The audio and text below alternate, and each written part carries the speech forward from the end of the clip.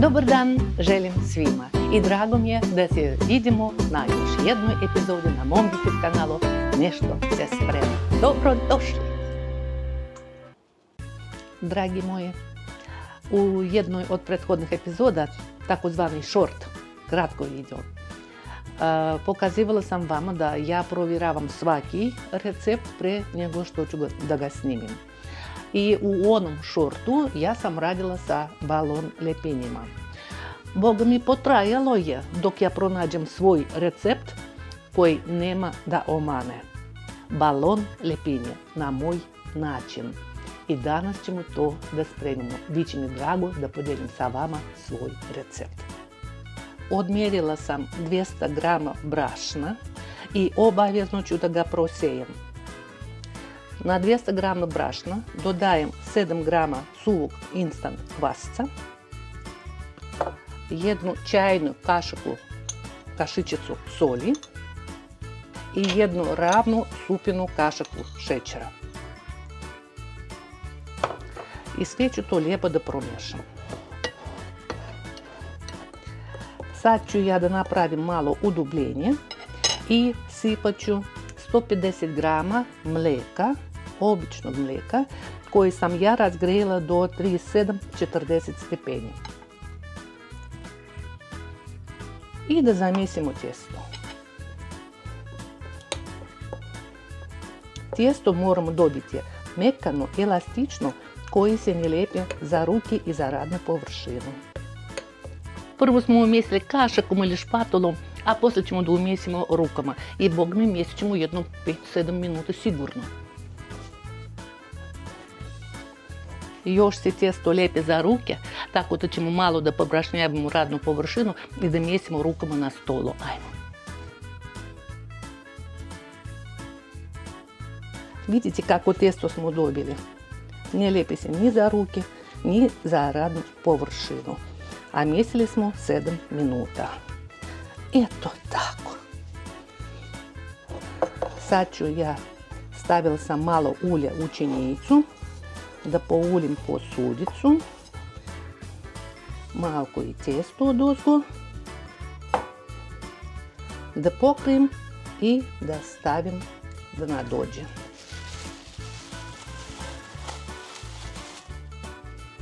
Već sam pokazivala x puta da ja obično tijesto stavljam da nadođe u rerno i samo ću da uključim sijalicu. I tako pokriveno tijesto ide u rerno. Ali, još jedan trik koji ću da podijelim sa vama. U rernu, to zahteva balon lepinja, u rernu ću da stavim jednu šolju vrele, tek provreo čajnik vode. Eto tako. I prvo stajanje 40 minuta. Mirni smo. Tijesto je odstajalo prvih 40 minuta. Pogledajte kako lijepo naraslo. Pogledajte. Zahvaljujući triku sa parom. I poslije prvih 40 minuta tijesto za balon lepinje mi ćemo nježno da premesimo. Ajmo. Vidite kako je nježno. Milina raditi sa takvim tijestom. Milina. Tijesto za balon lepinje odstajalo posljednjih 40 minuta. A ne, nije posljednje, nije. Biće još kratko stajanje.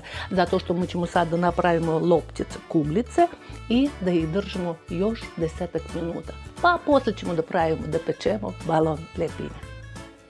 Obično na balon lepinje ide 150 grama tijesta.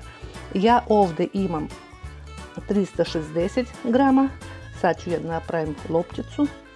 Naše lepinje će biti po 120 grama.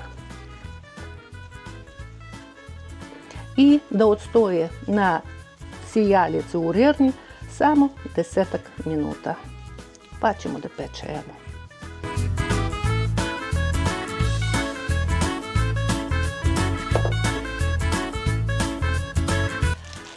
Da pokrijem sa celofanom da se ne bi vjetrilo i stavljam tajmer na 10 minuta.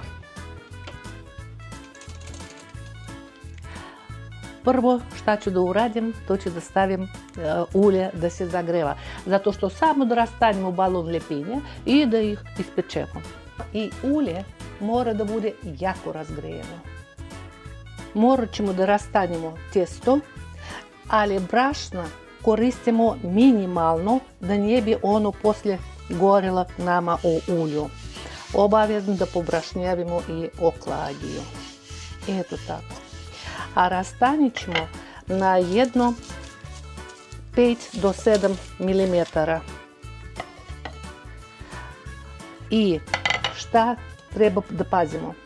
Krajevi moraju da budu malo deblje, jer baš od kraja će da počne naduvavanje. Ovakve debljine sasvim je dovoljno.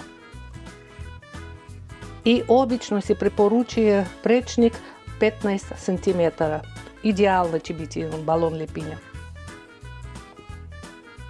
Lijepo se razgrejelo ulje. Vidite, čak je mali dimić krenuo. Sad još jedan trik. Vidite kako je ležala balon lepinja do pečenja. I ovom gornjom stranom ja ću to da stavim u ulje. Gornja strana ide prva. A sad pazite šta će da bude. Znam da neki ljudi peku balon lepinje u rerni, neki ljudi peku na suvom tiganju. A ja vam pokazujem svoju omiljenu varijantu u dubokom ulju. Vidite kakva ljepota, vidite kako se nadulo. Milina.